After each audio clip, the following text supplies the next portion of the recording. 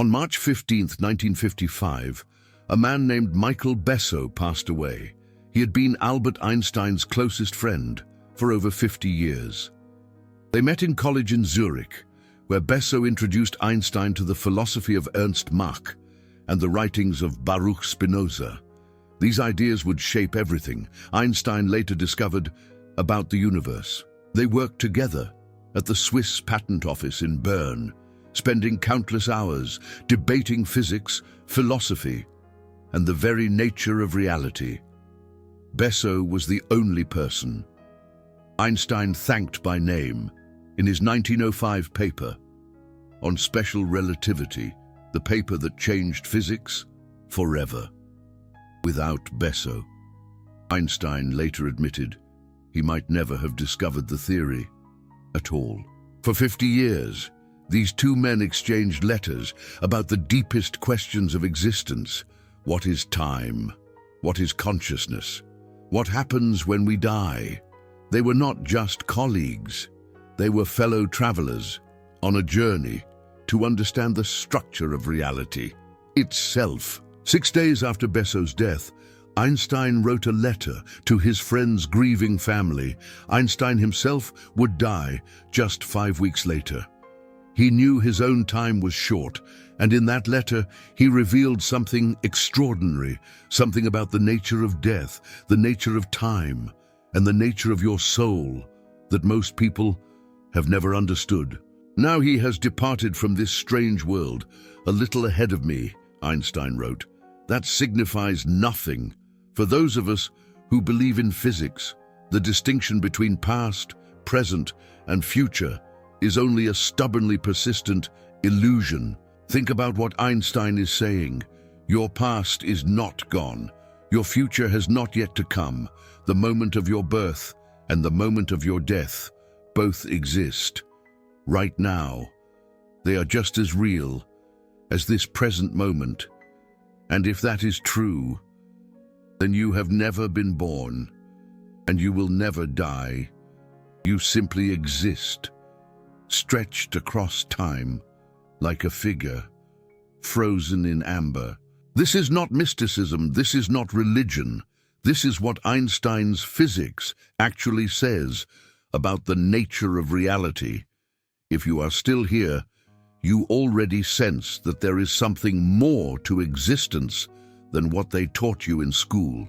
You are ready to understand what Einstein discovered about your soul, and I am about to show you exactly what he meant, why most people miss it completely, and what it means for your own existence.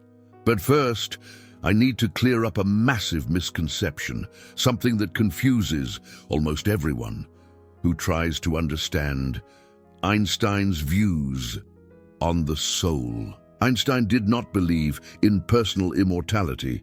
He said so explicitly multiple times throughout his life. In 1953, he wrote to a Baptist pastor saying, "I do not believe in immortality of the individual." In his book, The World as I See It, he went even further, writing that an individual who should survive his physical death is beyond my comprehension. Such notions are for the fears or absurd egoism of feeble souls. So how can Einstein say that the distinction between past, present, and future is an illusion, while also rejecting personal immortality? Is he contradicting himself? No, and understanding why not is the key to grasping what Einstein really discovered about the soul. You see, Einstein rejected the common religious idea of the soul, the idea of a little ghost inside your body that floats away when you die and lives forever in heaven. In 1921, he wrote that the concept of a soul without a body seems to me to be empty and devoid of meaning. But Einstein embraced something far more profound, something that comes from the deepest insights of physics and the philosophy of Baruch Spinoza, something that most people, even most scientists, have never fully understood. Let me explain. In traditional thinking, your soul is separate from your body. Your mind is separate from matter. You are a ghost in a machine, temporarily inhabiting a physical form. When the body dies, the ghost floats away and continues its existence somewhere else. Einstein rejected this completely, and he did so because of his admiration for Spinoza, a 17th century philosopher who Einstein called the greatest of modern philosophers. Why did Einstein admire Spinoza so much? Because, as Einstein said, Spinoza is the first philosopher who deals with the soul and the body as one, not as two separate things. Spinoza lived in 17th century Amsterdam. He was a Jewish lens grinder who was expelled from his synagogue for heresy. But his ideas would influence philosophers for centuries, and Einstein considered him the greatest thinker since the ancient Greeks. Spinoza's central idea was radical. He argued that there is only one substance in the entire universe. He called this substance God, or nature, using the Latin phrase Deus sive natura. For Spinoza, God and nature were not two different things. They were two names for the same infinite reality. This meant that everything in the universe, including you, is not a separate thing. You are a mode of the one substance. You are a wave in an infinite ocean. The wave has a distinct shape, a beginning and an end, but it is never separate from the ocean. It is made of ocean. It is ocean, temporarily taking a particular form. When Einstein said he believed in Spinoza's God, he was embracing this vision of reality. He did not believe in a God who stands outside the universe and creates it. He believed that God is the universe, the mathematical laws that govern everything, the infinite substance that takes the form of stars and planets and conscious beings. This is revolutionary. Most people think of themselves as souls trapped in bodies. Spinoza said, no, the soul and the body are the same thing, viewed from two different perspectives. When you look at a human being from the outside, you see a body. When you experience that same human being from the inside, you experience a mind. But they are not two separate substances. They are one substance, one reality, appearing in two ways. This is called monism, and it changes everything about how you understand death. If the soul is separate from the body, then death is a separation. The body dies, and the soul floats away. But if the soul and body are one, then there is no separation. There is only transformation. The substance that you are does not go anywhere. It cannot go anywhere. It simply changes form. But wait, because this gets even more profound when you combine it with Einstein's physics. Einstein discovered that space and time are not separate things. They are woven together into a single fabric called space-time. And in space-time, there is no special moment called now. There is no flowing river of time carrying you from past to future. The past, present, and future all exist together like a frozen block. This is what physicists call the block universe. And in the block universe, you don't move through time. You are extended through time. Your life isn't a journey from birth to death. It's a four-dimensional sculpture stretched across the fabric of space-time. The baby you were, the person you are now, the old person you will become. They all exist simultaneously. They're all equally real. Think about what this means right now as you listen to this. The version of you that was born is still there in that moment of space-time. The version of you that will exist tomorrow is already there, waiting. And the version of you at the moment of your death is there too. All of these versions are equally real. None of them is more present than another. We experience time as a flow because our consciousness moves through the block. We remember the past and anticipate the future. But the block itself does not flow. It simply is, all of it, all at once. Einstein understood this more deeply than almost anyone. He spent decades developing the mathematics of space-time. He knew that the equations do not care about now. They treat all moments as equally real. The present has no special status in physics. It's a feature of our experience, not a feature of reality, as Einstein would remind us. In the block universe, no one goes anywhere. The living, the dead, the yet-to-be-born, they all exist, both somewhere and somewhen. Michael Besso wasn't gone. His entire existence, though finite, is embedded in space-time, forever. And so is yours. This is what Einstein meant when he wrote that the distinction between past, present, and future is only a stubbornly persistent illusion. He wasn't speaking metaphorically. He was describing what his physics actually says about the structure of reality.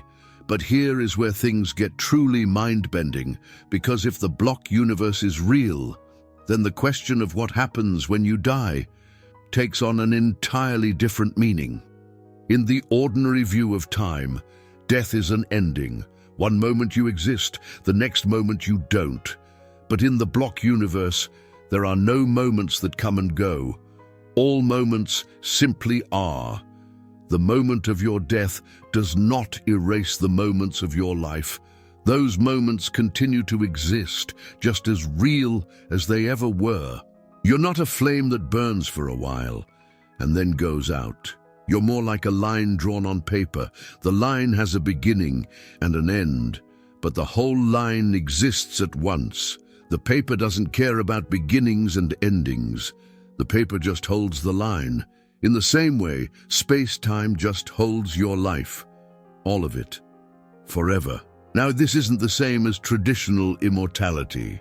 Einstein was right to reject that. You won't float away as a ghost when your body dies. You won't live forever in some heavenly realm. But something far more strange is true. You are already eternal. Not because you'll continue forever into the future, but because you're embedded in the structure of reality itself. The fabric of space-time holds you, the way a book holds its characters. A concept that Einstein found deeply compelling. Think about a novel. The characters in the novel are born, they live, they die. But the book contains all of their life at once. The death of a character does not erase their existence from the book. They're still there, on pages 1 through 300. Their story is complete, preserved, eternal. Einstein is saying that your life is like that. You're a story written in space-time. And just as a story does not become less real when you reach the last page, your life does not become less real when you reach its end. It's all there. It has always been there. It will always be there. But wait, because there's another layer to this that most people miss entirely.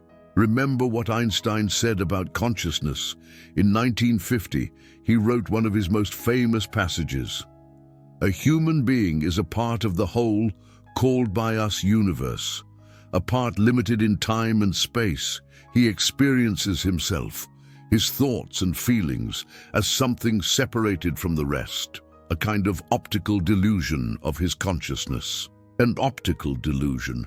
Einstein is saying that your sense of being a separate self, cut off from the rest of existence, is an illusion. You feel like you're here, and the universe is out there.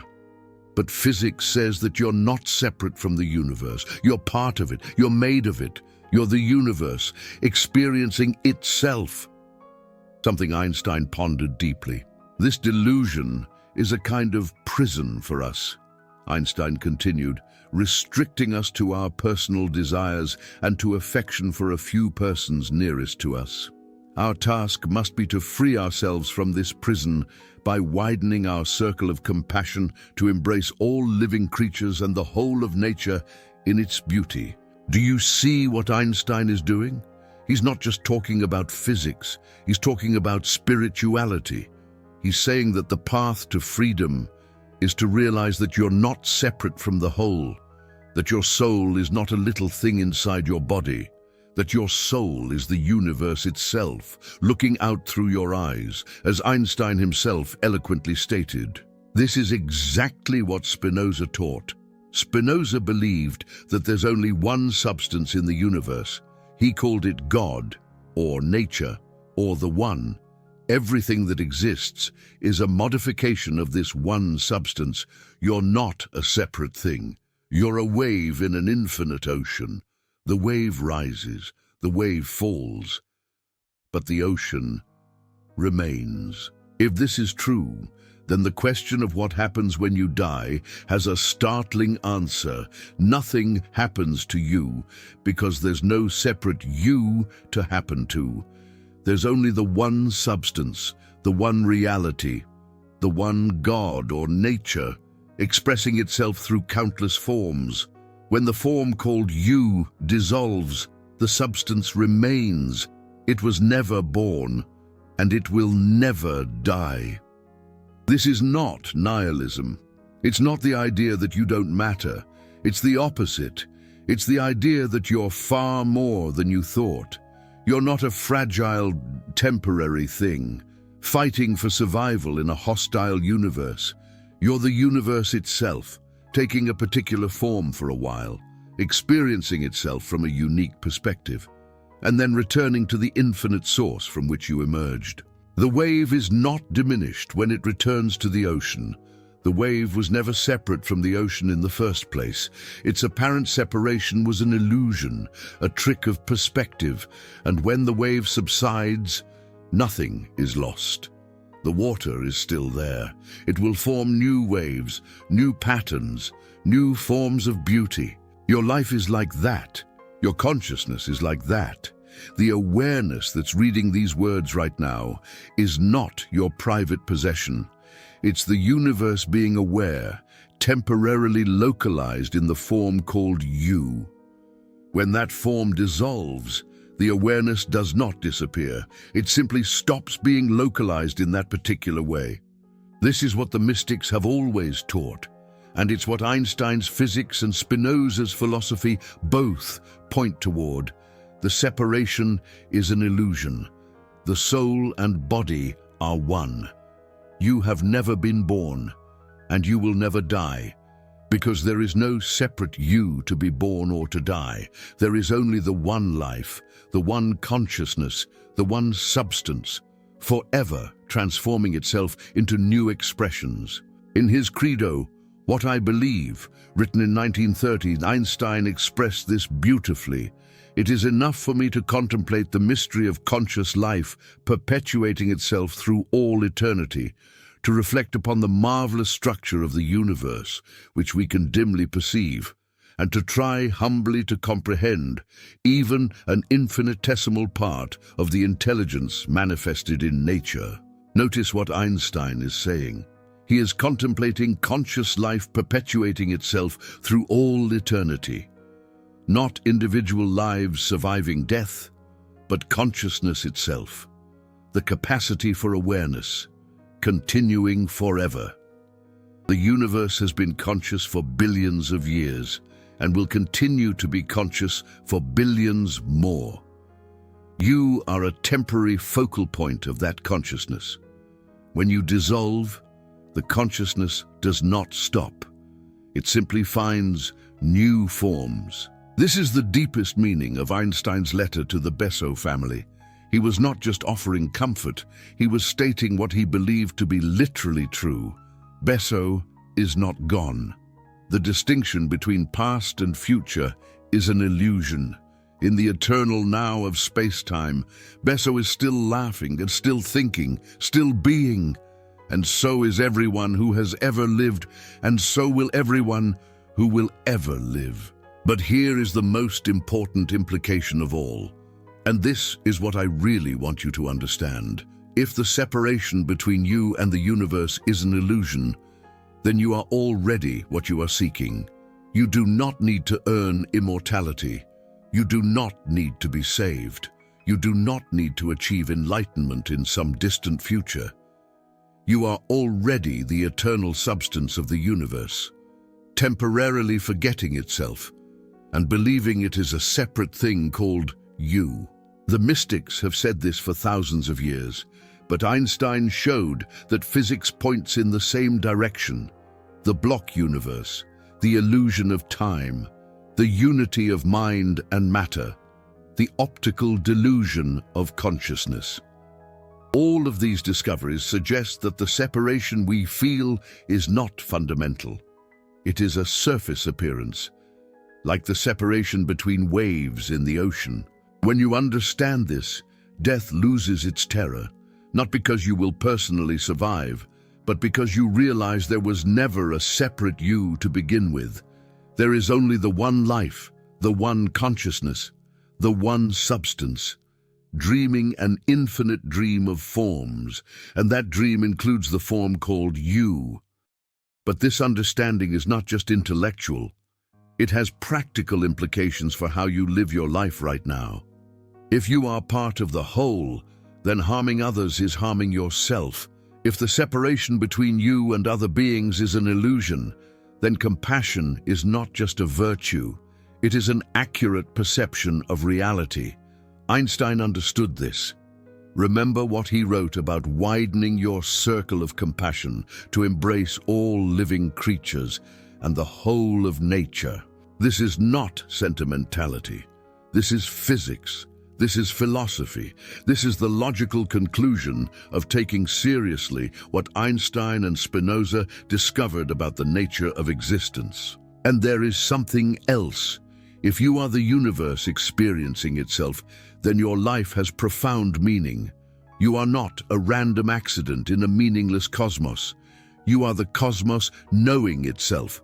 Every experience you have, every thought you think, every moment of beauty or pain or wonder is the universe having that experience. You are irreplaceable, not because your particular form will last forever, but because no other form will ever experience reality exactly as you do. The universe needed you to exist in order to see what it looks like from where you are standing. And when your form dissolves, that particular view will never exist again. But the universe will continue to look at itself through countless other eyes, each one unique, each one precious, each one an expression of the one infinite substance that has never been born and will never die. Einstein spent his final years contemplating these mysteries. He knew that physics could describe the structure of reality, but it could not explain why there is something rather than nothing. It could not explain why the universe is comprehensible. It could not explain the mystery of conscious life. The eternal mystery of the world is its comprehensibility, Einstein wrote. It is a miracle that we can understand the universe at all.